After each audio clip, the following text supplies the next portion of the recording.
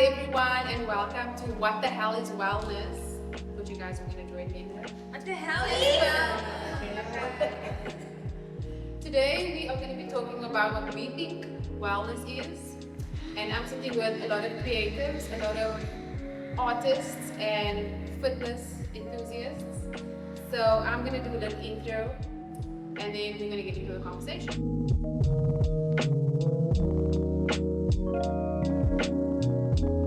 My name is Simone, Momplé, and I'm the founder of Godance, a movement wellness company that focuses on using dance and movement to improve your holistic wellness. So I am sitting here with My name is Mihlali Bele, and I'm a physical theatre performer. My name is Sabrie and I am a health and wellness enthusiast. My name is Franka Kirby and I'm an actress writer. My name is Romea Theron and I'm a dancer and creator. Yes. So I'm so interested in this whole idea of wellness. I mean, I started this company, initially it was about dance and confidence, but has now become the space of movement wellness. Now, wellness is the term that everybody is using nowadays, and I don't know where you guys have heard it for the first time or what you hear is happening, but there's a lot of noise, there's a lot of information and research that are coming out about all of these things. So I feel like sometimes I want to ask, like, what the hell is wellness really? Because no one is really defining it to say it is the specific thing. You have social wellness, mental wellness, physical, what else? Spiritual wellness. And there's actually this hair wellness. Like, there's anything about wellness, right? So to cut through the noise and to cut through what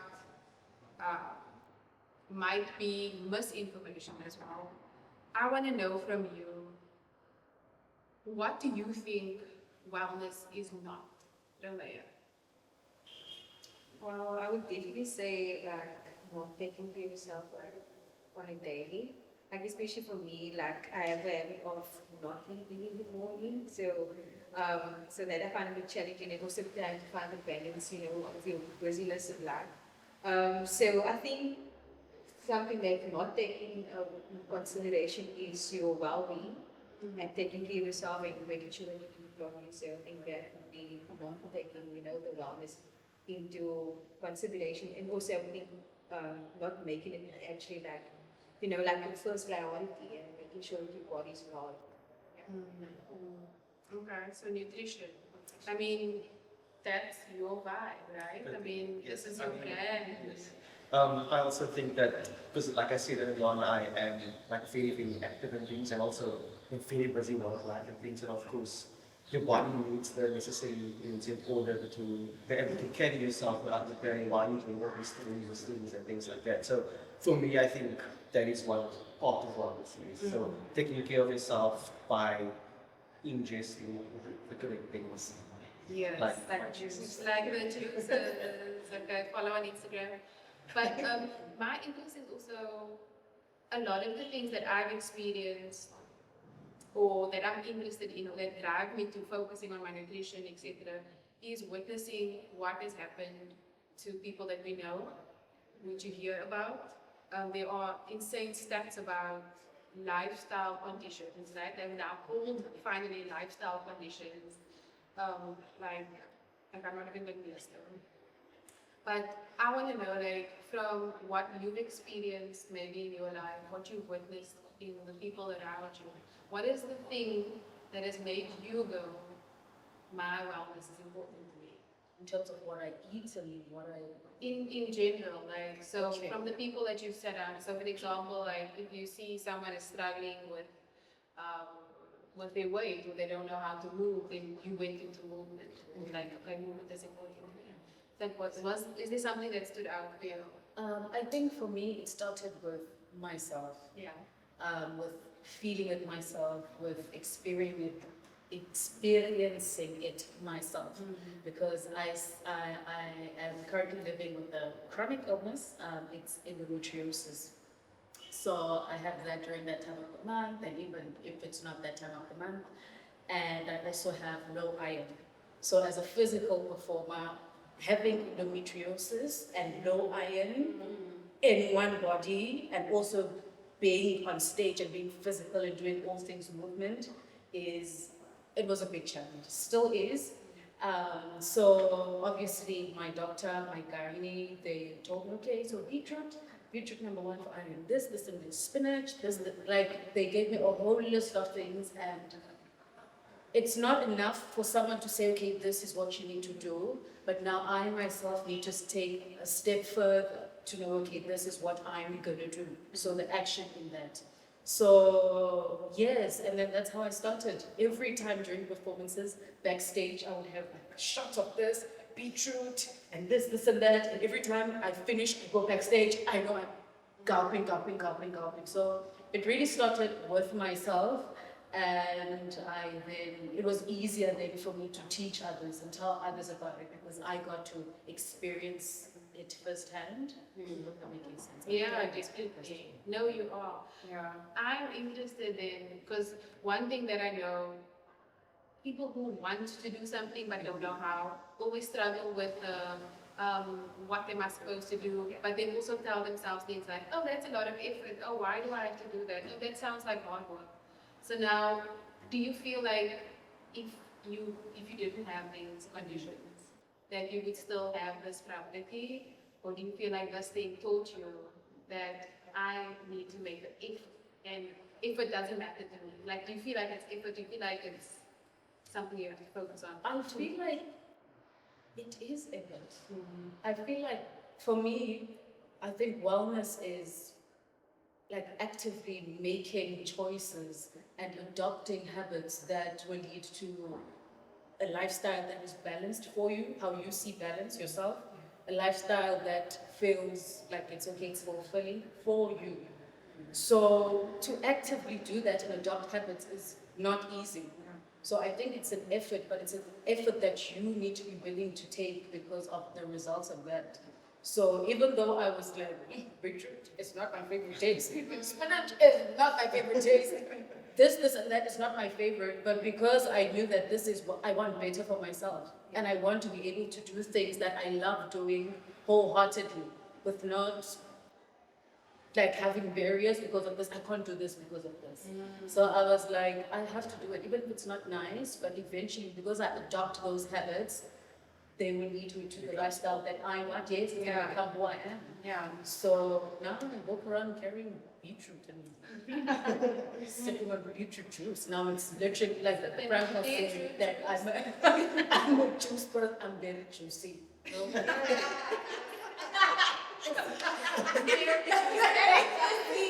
those are the habits that I adopted, and then they've become my lifestyle. Yes. So yeah, also I think adopting habits is not an easy thing. It's like leaving away what you know and what is comfortable, and then I think it's I mean, it's a very tricky thing because it's like a psychological thing when it comes to habits. The funny part is we say we struggle with adopting habits, but yet we got ourselves into habits by not even thinking about it. So it's like you are anyway in a habit that you started.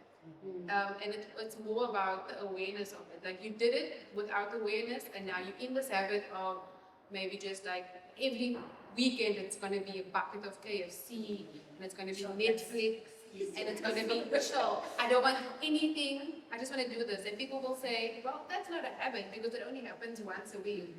All the time. But habit is a repetition of something, it does not matter when, right? I think two things about that is, like you say, the habit is now, you don't see it as a habit because it's just how you've been living.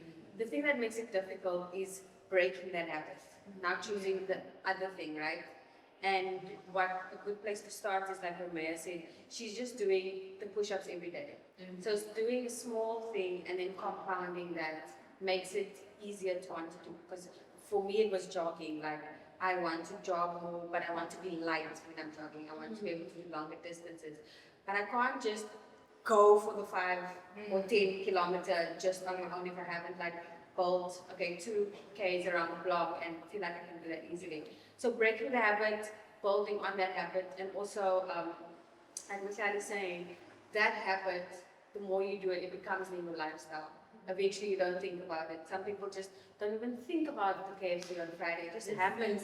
Friday night, KFC. You get home, the bucket's there, you're like, how does that happen? So Saturday, long distance run becomes a thing. Yeah. Like Saturdays, that's what I do. I always have a juice in my bag, that kind of thing. It just becomes lifestyle. Is there something that you specifically felt like as a habit was a difficult thing to adjust? I'm assuming that running, you said you started running, so, or anything else? The running and movement, like I come from theatre as well. So now that I'm working more in film and not able to move my body the same, use my body the same, was still finding time to move in the way I do in theatre. Like theatre exercise and movement is not shown exercise and movement, and it's so nice. It's so you feel strong. There's energy, and so doing that, finding that for myself in my plan has been a challenge. So there's not bodies, but that element of movement is still important to me. So yeah, I'm just trying to get back into that. Yeah. I mean, I also started the same way. I think my biggest issue over my life, and I'm now 39. Oh, you don't say. Thanks. So, yes, I'm 39. And the thing that I always used to tell myself, now I feel like also the conversation that we have with ourselves and what we say to other people enforces the habit we don't want to get out of. Okay, think about that. So I always used to say, no, my weight fluctuates. Throughout the year, my weight fluctuates. I will pick up 5 to 10 kgs and I'll drop it again. And that's just how it happens. As if there wasn't a me involved in that. So then I realized it's not actually my weight that fluctuates, it's me.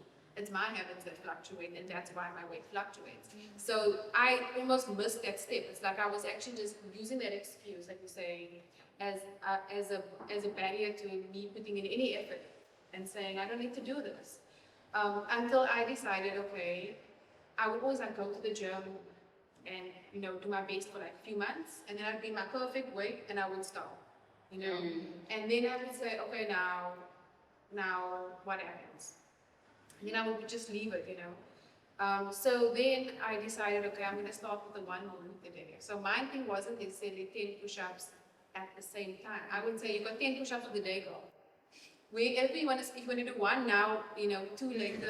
That's how basic I had to take it, because my habit wasn't there. There wasn't a set time that I would work out, etc.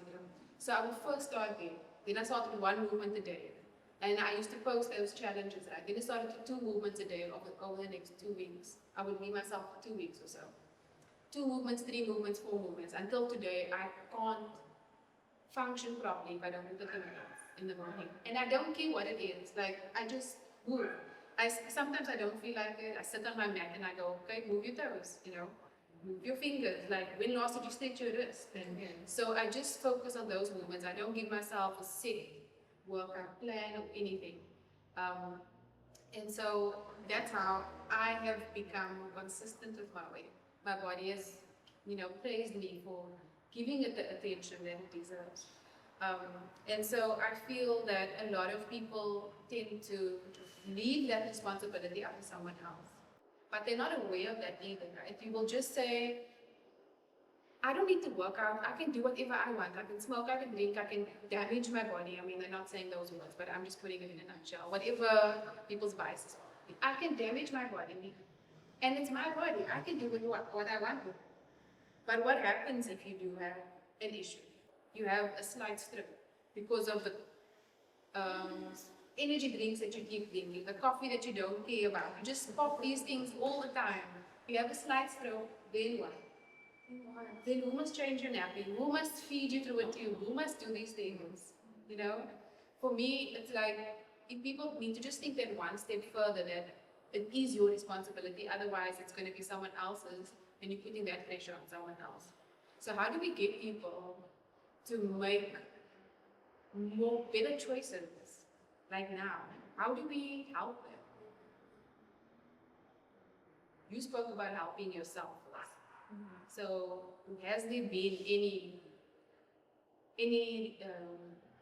sort of change in other people's lives that are around you because of Momplé? Yes, at home. Okay, tell us. I mean, they started shrinking what I drink, they start eating what I eat. Even my nephews, they spend a lot of time with me, so not they are forced, I'm making it better, but it's not a force, but they starting to, yes, encouraged. They starting to do that as well. And sure, I guess. I think that's a good way of um, opening, especially younger ones who are around you, their eyes to that kind of lifestyle because it's not forced onto them. It's not a right or wrong. It's free will because that's also what it is as you grow older. What you're describing in a nutshell is looking after yourself. People have to make a choice to look after themselves. And if you look at it, its entirety, your holistic wellness, it can feel overwhelming because you're like, this. There's this lady on TikTok, guys. She does that video because it's like, she's like, eat in the morning, do this, go to sleep in the bed. It's like, all those things you have to do can become overwhelming. But compounding those habits and choosing if you know what lifestyle you want, like there's this one guy, my colleague, he's not like or anything, but he's like a built, really, really strong man, right? He goes to the gym just for 1 hour in the morning. Every morning at 5 o'clock, he's going to the gym.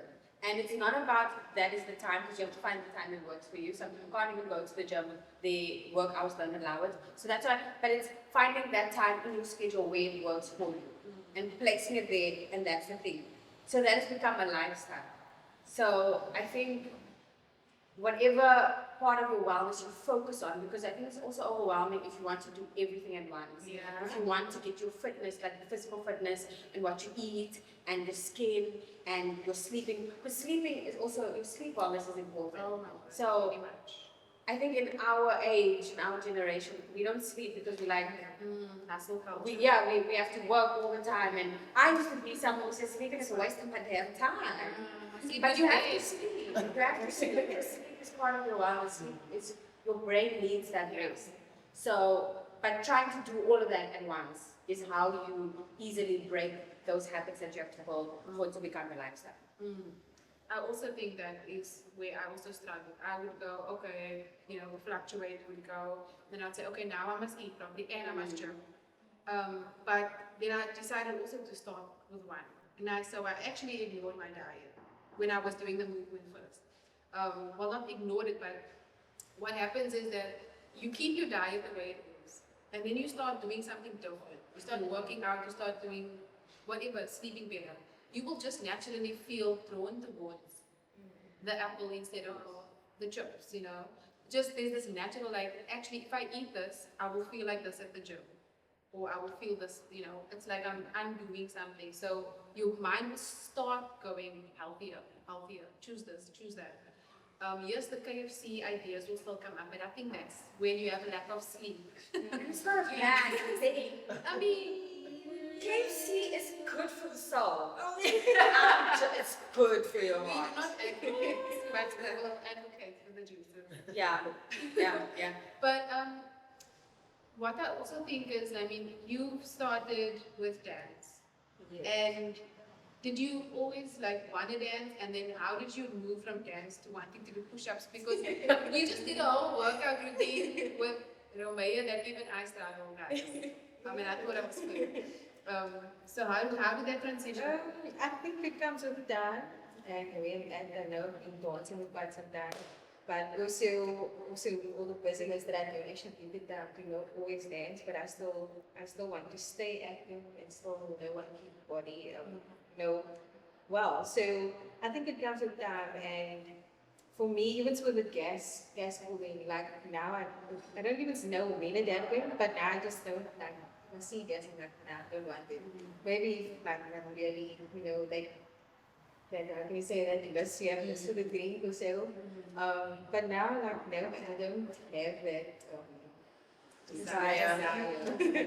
But now I think I think for me, when I had, my body just went on shutdown mode. When, yeah, I was working like probably a whole week, shifts, dawns, weeks, it was, back and forth, that my body completely shut down. And that for me was like a wake up call. So when my body literally just went numb, and I was like, okay, this is your body telling you, you're doing too much now. So I think for me, that was a wake up call. Even though with dancer, you do all these things, it's also you have to also try to keep your body in well. So that is why I did the push-up challenge, the plan, just for me to stay consistent and try to bring in other habits as well.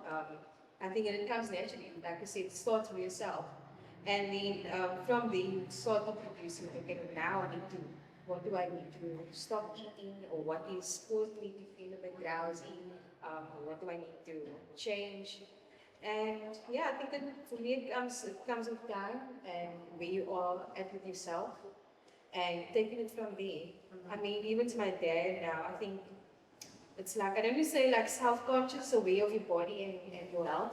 So he's even now, he's also doing exercise and even though there's the chronics and all of those things. So he's also, I think, more self-aware of his health and like me not saying anything, and he's like, you must tell me what must I do, what must I fitness, and like, I don't know all these things, but you try this and try that. So I think, yeah, it comes with time and starting with yourself. Starting with yourself. I mean, I like the idea of challenges. I've always done it, and for myself as well. Last year I did a 90-day no sugar challenge. So I checked every label, every source, bread, everything that I was eating. I made sure that if it was less than 10 grams at least of sugar, I would be okay. And what the challenges do for you is that it teaches you other things about yourself. You know? It teaches you, oh, I didn't know I had the power to resist. I didn't know I had the strength to do this. Fighting something that's right in front of you is hard, but it teaches you discipline. It teaches you the ability to be able to do that with your work and say, oh, no, I need to focus on my work. I need to not do that. So, and focus on people around you as well. So it works through your relationships and through your own spiritual journey and stuff. So I feel like any focus or any challenge in any area of wellness is a good thing because it teaches you about yourself, which you can then flow into the next space. And it's like this snowball that you're not supposed to stop. You're supposed to keep going and figure things out. I mean, so the notion of 90 days last year taught me that I could do it. And then I decided, what if I did a challenge for a whole year? So this year I'm doing no chips, no like packets of chips, which is my vice. It's my thing. If I was gonna go dance for like 4 hours, I was gonna go to workout, or I was just on the road, or I was gonna be at home and it's like that time of the month, salt and vinegar packet of chips by myself, anytime. So then finding out, what does that actually do for my body? So the high salt content, the preservatives and whatever else, it all adds to cellulite. And I was like, wait, okay, maybe I don't want that. Maybe how do I prevent that? And then it also gives me more consciousness as to what of those ingredients are in other things that I'm still eating. So I think that the challenges as an idea is good. Even if it's like, because people will always say, I know how you reacted now with sugar. People will always say, like, how do you do that? Like, how? And I was like, just try it for one day. Just like see if you can, because some people cannot let go of it, So for me, it's like, okay, what's that one thing that you feel you just want to see how it is without it? Go with it, if it's a push-up or whatever. And then just try a challenge. So I think to end this off, I want to hear one challenge you guys are going to give yourselves in an area that you're not good at or feel like needs a bit more attention in your own wellness journey.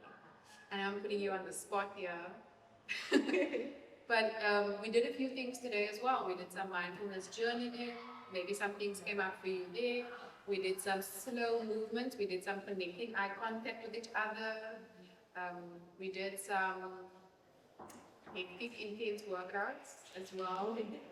And we just kind of felt all these different things. So from today, is there something, a challenge you want to give yourself for the next, I'll give you a week, let's say a week. I'll go just say that, I come from a place where I was very active in my gym life, but I didn't have a good food balance with it. Like I was eating, but I wasn't eating enough. So I felt like me gymming as much as I was good because I'd lost a lot of weight and see I was toned and I was strong, I felt light, but I wasn't compensating with eating as much. You don't gym more and eat less, you gym more and eat good portions and healthy portions. So I think what I'll challenge myself now is my running more consistently and just in my busy schedule. I love to cook, but some days I just get home and I'm like, I'm just tired, I'm not blessed. So I end up with water and just eating out of peanut butter.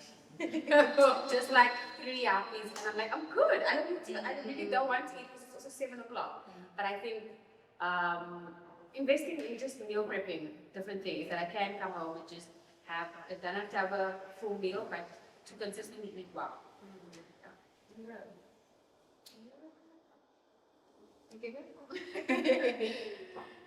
For me, I would say it's definitely sleep. Go to sleep. Yeah. Sleep. To get that in. So how are you going to do that? Like what's Definitely sleeping before 10 at least because I'm often dinner still up. So I think, yeah. And also want to add, I think is you will mentally prepare yourself for that as well. So for me, personally, is to prioritize sleep and enough rest because, always on the go, so trying to sleep early. Yeah, that's much I'm sure. So. nice? I think that's it for me as well. I think for me it's screen time. I would be in bed. If I'm not watching TV, I'm scrolling. So So are we replacing that with a book? maybe switch it off and sleep. Just please, actually. Just Yes. like the thoughts. Okay. So I make up scenarios in my mind. Make up nice scenarios in my head and don't see it. Okay. Good. For me, I think so. For me, like wellness is not just about being active in the gym and like, eating well. I think it's also like emotional wellness and mental wellness and things. And I have this tendency, especially at work, like when things are not done the way I want, like tend to like get shook and very get annoyed and and like sometimes I can spoil my whole day. So I think maybe being like a bit more mindful and being okay with not being able to be in control all the time. So I think that's what I'm gonna challenge myself. Like if something doesn't go my way, I'm just gonna breathe in, breathe out. It's okay, like move on. And then of course sleep because I think we all need. Sorry, that's a very good one because in small ways, I think we all like that. Things don't necessarily go away, and it's okay to get upset or to feel irritated that something doesn't go your way, but to look after yourself, to be able to let go of things not going your way, to not carry that thing the whole day, to not what's the word? Let it consume you. To let it consume you, or to project that you're not having a good day. So yeah, letting go. That's good. I think actually while we were busy with the session earlier on, I actually got a message and I thought about watching something that I didn't want to see, and and that if it was another time, I would probably be annoyed and like just stop the watch story, but I just let it go. So I think that's what I'll be working on next week. Nice. I'm looking so forward to this feedback after the week. So yes, I also think a challenge for myself because I'm trying to think something that's not easy that I haven't already done. And I think for me, it's about also spending more time with myself without distractions. Was one of the questions I came up with earlier.